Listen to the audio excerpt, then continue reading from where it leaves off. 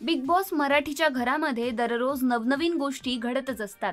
अशातच कालच्या भागातही बिग बॉसच्या घरामध्ये टास्क दरम्यान दोन टीम्स मध्ये कडाक्याचं भांडण झालेलं पाहायला मिळालं. तर नुकतंच समोर आलेल्या प्रोमो मध्ये सुद्धा निकी आणि अरबाज मध्ये मोठं भांडण झालेलं दिसून येत आहे. या दरम्यान निकी आणि अरबाज मध्ये शाब्दिक वाद झाला असून अरबाज निकीला तू पण भवऱ्यासारखी फिरते असं म्हणताना दिसतो. तर पुढे तो निकीला तू अभिजितकडे जा असं देखील म्हणतो.